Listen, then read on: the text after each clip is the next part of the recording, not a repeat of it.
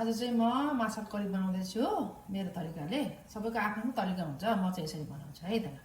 यो माछालाई चाहिँ अब म एउटा भाँडामा हाल्छु। यो भाँडा छ यहाँ, यो आधा किलो भन्दा बेसी 750 ग्राम रौ माछा। जुनै माछा लिँदा नि हुन्छ, तपाईलाई कुन माछा लिनुपर्छ। यो चाहिँ रौ माछा हो।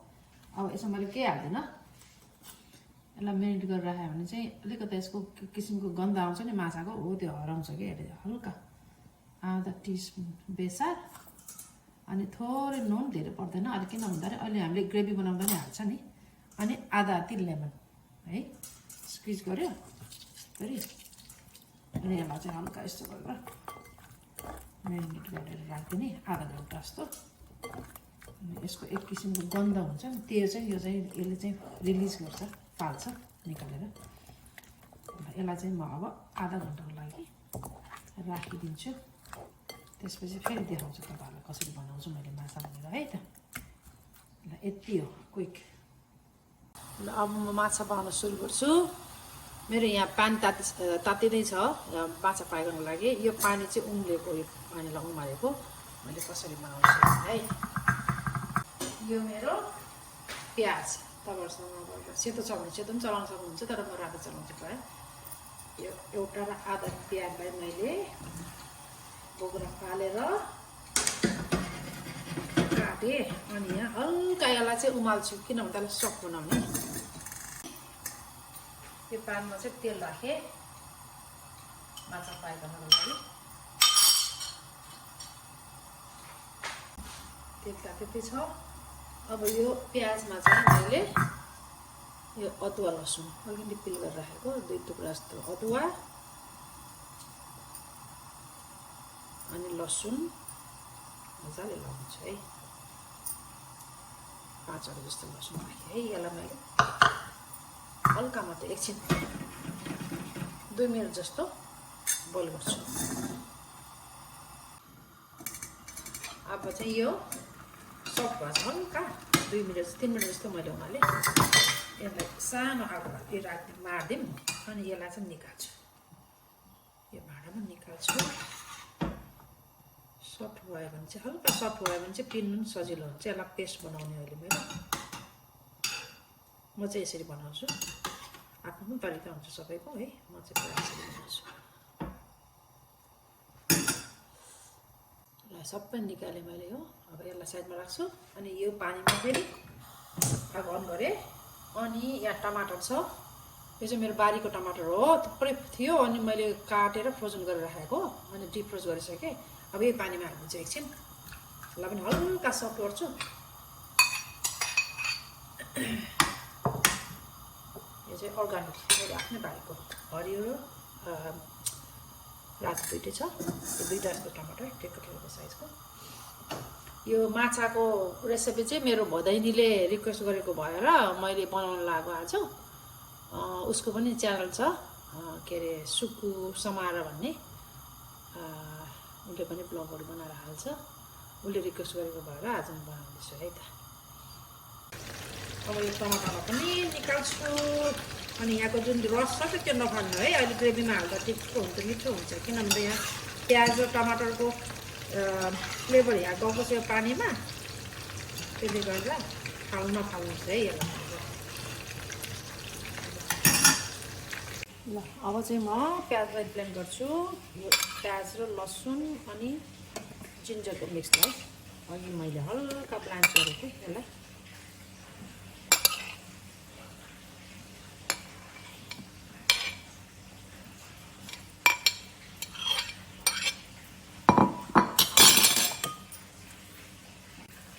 अब चाहिँ टमाटर पिने।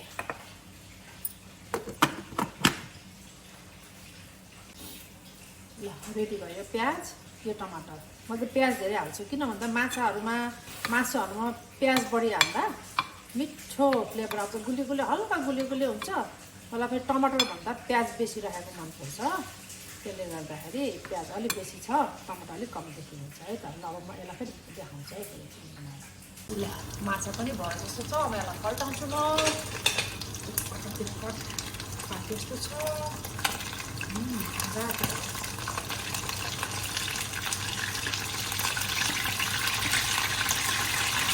के छ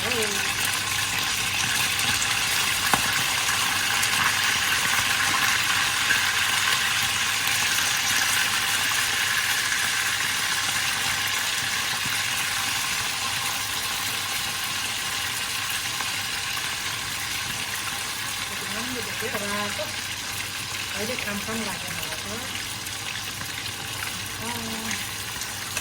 त एकछिन मैले पकाउँछु रातो हुन्छ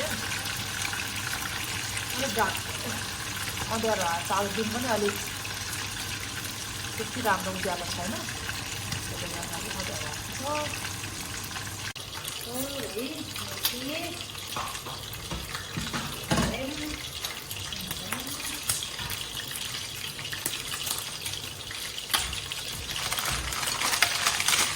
छ दाना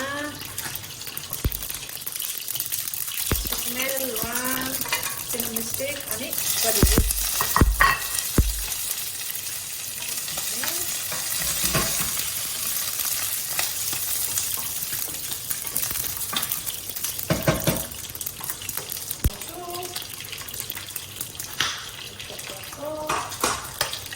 Tomato yo olive प्याज को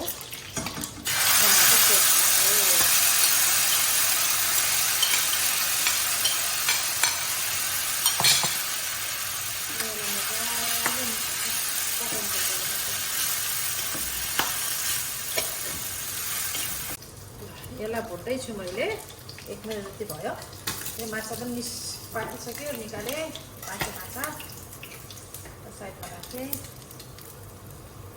अब चाहिँ फेरि यसलाई एकछिन भुट्छु हल्का यसको पानी सुक्दै छ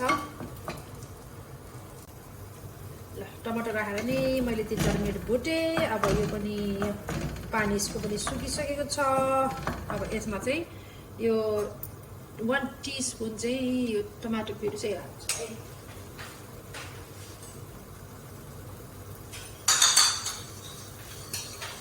यो चाहिँ हल्का कलर आउँछ अनि हुन्छ त कागज त मैले राख्छु हाले यो अनि त्यहाँबाट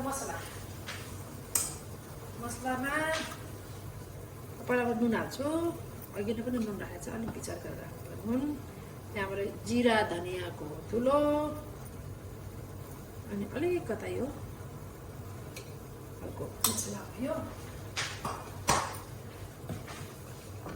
मसला चाहिँ हाले त्यो चाहिँ गरम मसला हो अर्को चाहिँ भयो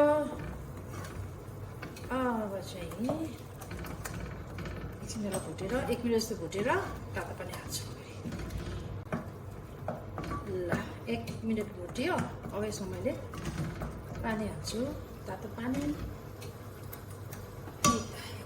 पानी हो ग्रेभी बनाउनु पर्यो तपाईँलाई कतिको बाक्लो अब ठिक खालको खानुहुन्छ कि पातलो खानुहुन्छ कि त्यो अनुसार हाल्नु पानी म चाहिँ हल्का बाक्लो खालको ग्रेभी टाइपको बनाउँदैछु त्यसले गर्दा ठिक्क गरेर हाल्छु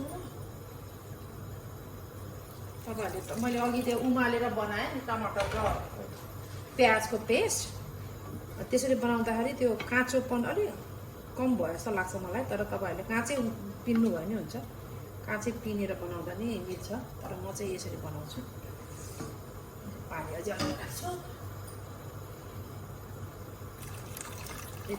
ल अब चाहिँ यसलाई उमाल्ने हो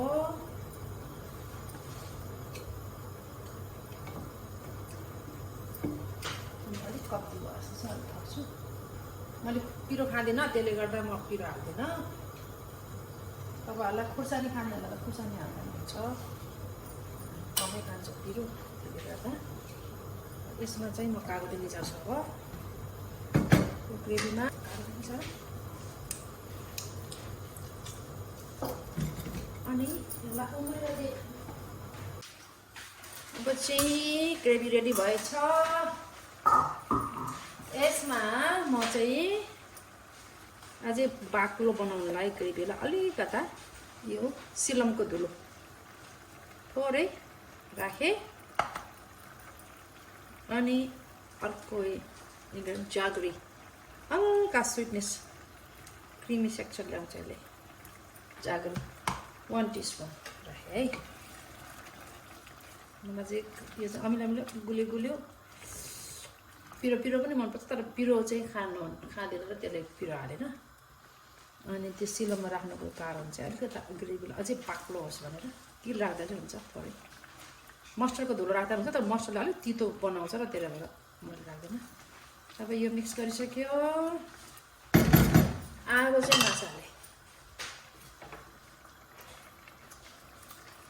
माछा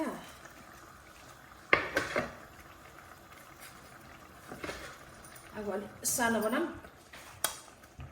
अनि अघि फ्राई गरेको माछा यसरी लगाइदिने ल फ्राई गरेछु त अलिक त नदेख्ने ल माछा यो भयो पकाउँदिने यो अलरेडी पाकिसकेछ 5-6 मिनट जस्तो यस्तो उमालेपछि भइहाल्यो यसलाई मिडियम हिटमा पकाउने यतिकै भयो अब चाहिँ माछालाई एकचोटि हेरौँ अलिकता यो ग्रेट गर्थेँ अघिको यो टमाटरको झोल राखिदिने यहाँनिर अझ एकछिन पकाउँछु म यसलाई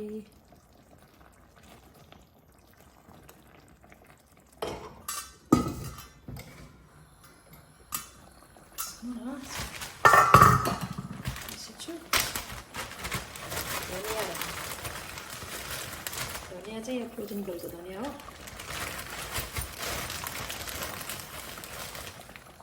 एकछिन यसलाई टमाटर 2 मिनट जस्तो पकाऊ ढक्का राखेर अनि रेडी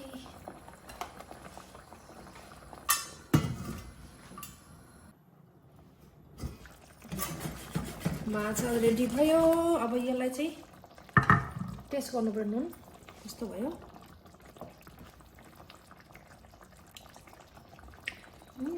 पर्फेक्ट भएछ मिठो पनि भएछ टेस्टी हल्का कता गुलियो आएछ फ्लेभर अनि सिलमको टेस्ट पनि आएछ अब यसलाई चाहिँ आगो मारिदिन्छु आज चाहिँ यो माछालाई ढेँडोसँग खाइन्छ चिसो भएको छ अब ढेँडो बसाल्छु अब मेरो ढेँडो पनि रेडी भयो अब यो माछासँग खान्छु अब ढेँडो म चिसो छ अहिले चिसोमा माछा र झोलसँग मिठो हुन्छ ग्रेभी यता लाउँछु माछाको बाक्लो ग्रेभी छ मलाई चाहिँ यस्तो मनपर्छ कि तलको झोल कि यतिको बाक्लो मनपर्छ एउटा टाउको यति चाहिँ म खान्छु बाँकी चाहिँ राख्छु ल